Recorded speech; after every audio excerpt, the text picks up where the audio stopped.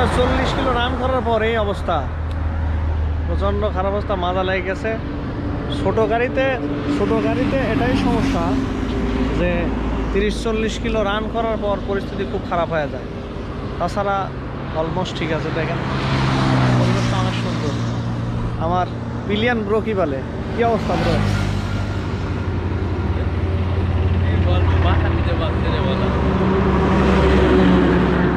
সে কি বলবে, ভাষা খুঁজে পাচ্ছে না। এই হলো পরিস্থিতি আমাদের। তো আশা করে ভিডিওটা ভালো লাগবে, শেষ পর্যন্ত দেখতে থাকবে না। সামনে আরও অনেক মজার বিষয়, অনেক জানার বিষয় আছে ইনশাল্লাহ। কি পুরো কি বলো? অবশ্যই।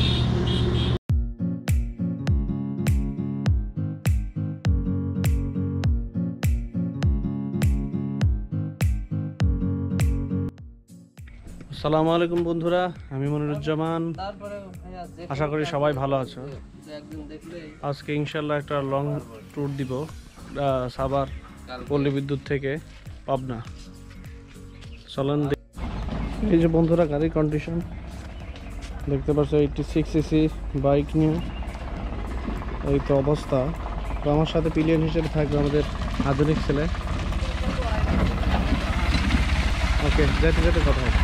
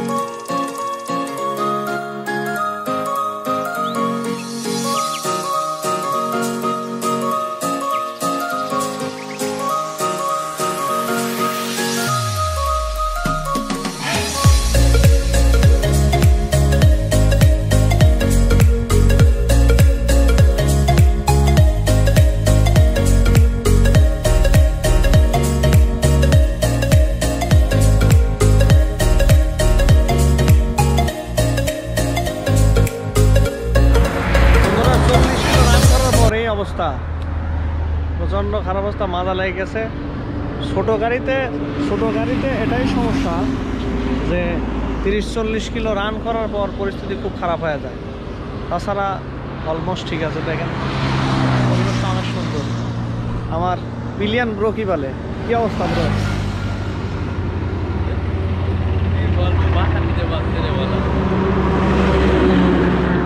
সে কি বলবে, ভাষা খুঁজে পাচ্ছে না। এই হলো পরিস্থিতি আমাদের। তো আশা করে ভিডিওটা ভালো লাগবে, শেষ পর্যন্ত দেখতে থাকবে না।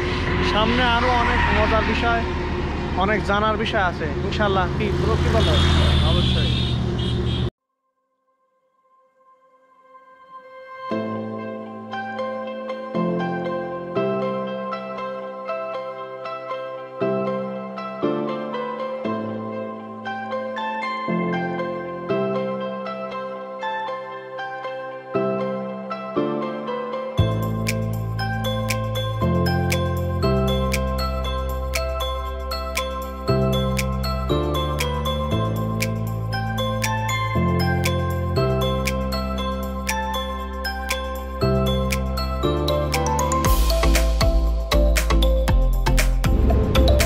বন্ধুরা, আমরা 60 কিলোমিটার অলরেডি অতিক্রম করে ফেলছি এবং অর্ধেক রাস্তা চলে আসছি।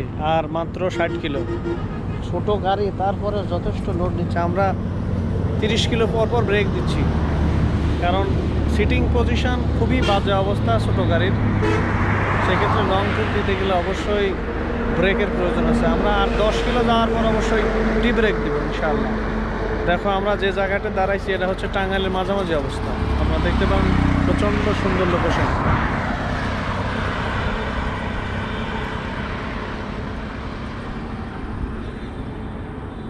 বাংলাদেশ সরকারকে অবশ্যই ধন্যবাদ দেওয়া উচিত, কারণ বাইপাস রাস্তাগুলো যে এত সুন্দর করছে আগের থেকে অনেক ভালো, প্রচণ্ড ভালো এবং রাইডও কমফোর্টেবল। আমার ব্রো মনে হয় একটু স্টাইল করার চেষ্টা করছে, সে অবশ্য মাজা টাজা লাগিয়ে আছে তার, কারণ ছোটো গাড়ি। দেখছো বন্ধুরা, এই তো গাড়ির কন্ডিশন আমার দুর্দান্ত অবস্থা, ক্ষুদ্র গাড়ি। তারপরে দেখো অনেক সুন্দর পরিবেশ, অনেক সুন্দর।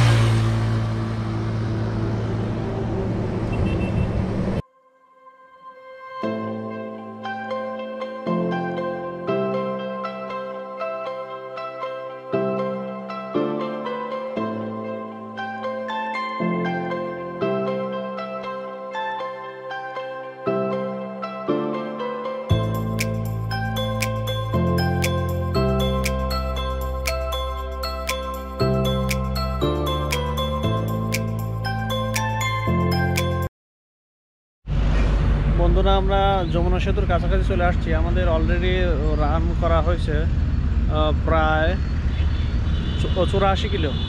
84 কিলো। আমরা এখন যমুনা সেতুতে উঠবো, কিন্তু যমুনা সেতু সম্পর্কে আমার একটা ইতিমধ্যেই ব্লগ দেওয়া আছে, যমুনা সেতু ব্লগ অন। সেই ক্ষেত্রে আমরা যমুনা সেতুর আর শ্যুট নিব না। আমার ব্রোর 84 কিলো রান করার পর ওই জঙ্গলে অবস্থান।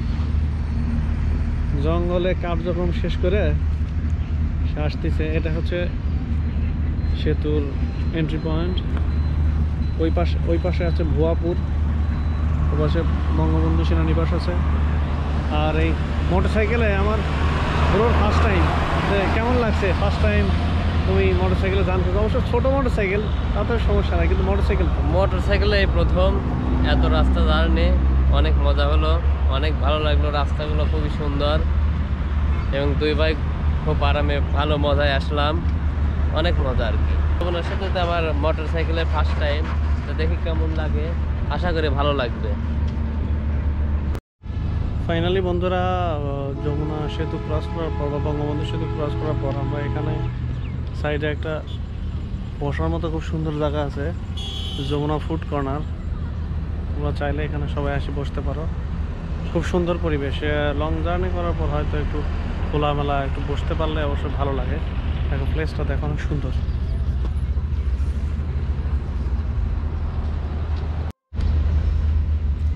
সুন্দর পরিবেশ।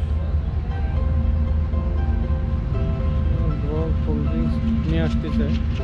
আমরা জার্নি স্টার্ট করার পর থেকে এখন পর্যন্ত কিছু খাইনি বা খাওয়ার মতো স্কোপ পাইনি। সুন্দর জায়গা।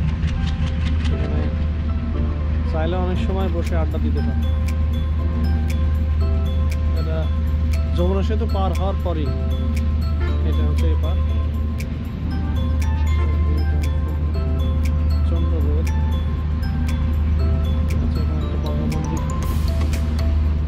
দেখতে পাচ্ছি কিছু বলবা নাকি? তার খুব ক্ষুধা লেগে গেছে, সে এখন খাবে। অনেক সুন্দর। আমাদের বিখ্যাত গাড়ির অবস্থা খুব খারাপ। যমুনা সেতু ক্রস করার পর অবশ্যই তোমরা এখানে এসে কিছু সময় বসবে, অবশ্যই ভালো লাগবে।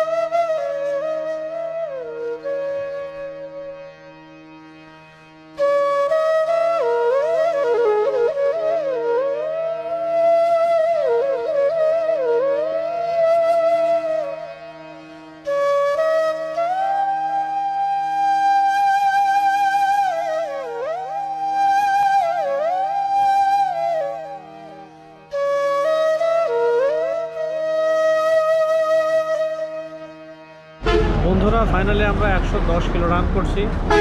এখন আমরা অবস্থান করতেছি হচ্ছে সিরাজগঞ্জ রোড। এখান থেকে আমি দেখাচ্ছি আপনাদের। এখান থেকে বগুড়া আছে, রাজশাহী, পাবনা। এটাই মূলত সিরাজগঞ্জ রোড।